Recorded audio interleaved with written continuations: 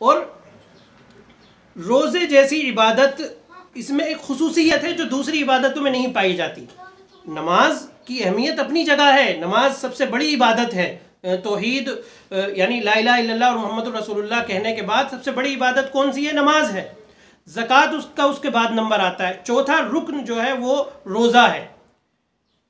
تو میں غور کر رہا تھا کہ آخر روزے کو اللہ نے رمضان کے ساتھ کیوں خاص کیا. تو پتہ یہ چلا کہ نماز جو ہوتی ہے اس میں کرنا ہوتا ہے، زکوٰۃ جو ہوتی ہے اس میں کرنا ہوتا ہے، اور روزے میں نہ کرنا ہوتا ہے. روزے کی ڈیفینیشن کیا ہے؟ روزے کی ڈیفینیشن یہ ہے کہ صبح سے فجر سے لے کر سورج ڈوبنے تک، مغرب کے وقت تک رک جانا 3 چیزوں سے: کھانے سے رک جانا، پینے سے رک جانا، اور بیوی کے ساتھ جمع کرنے سے رک جانا.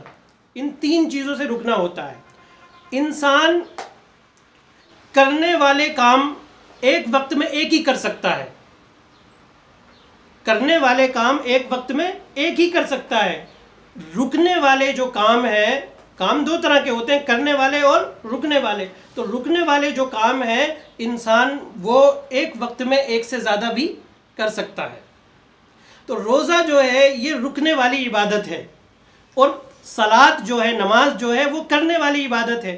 اگر نماز اس میں بڑھا دی جاتی، مثال کے طور پہ یہ کہہ دیا جاتا کہ باقی دنوں میں 5 نمازیں، اس میں 10 پڑھو، تو انسان 10 پڑھ بھی لیتا، لیکن پھر بھی وہ ایک محدود وقت میں ہوتی، کیونکہ انسان صرف نماز نہیں پڑھ سکتا پورے وقت میں.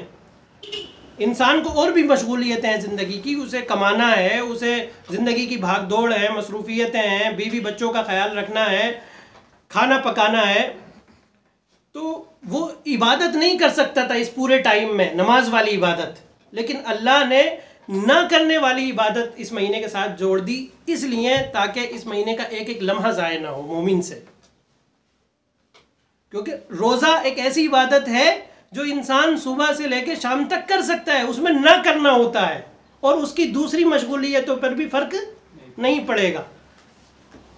جب صبح سے ہم سحری کھا لیتے ہیں، پھر اس کے بعد نیت کر کے ہم مغرب تک چلتے ہیں روزے کی حالت میں، تو ایک ایک لمحہ ہمارا عبادت میں گزر رہا ہوتا ہے.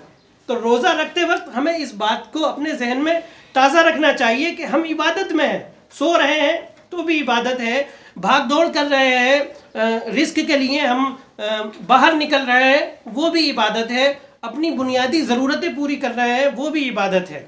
تو آپ دیکھیں اللہ ہم سے یہ چاہتا ہے کہ رمضان کا ایک ایک لمحہ ہم بغیر عبادت کے نہ نکلنے دیں.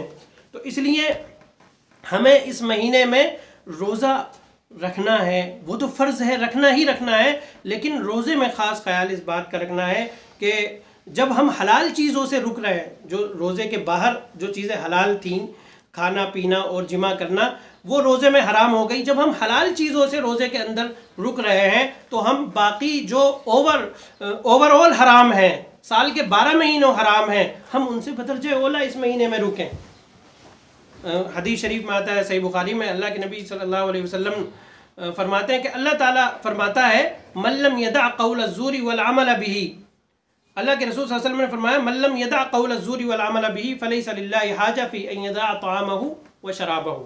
کہ جو شخص بری بات زبان سے نکالنا اور اس پر عمل کرنا نہ چھوڑے، تو اللہ کو اس بات کی ضرورت بالکل نہیں ہے کہ وہ اپنا کھانا پینا چھوڑ دے.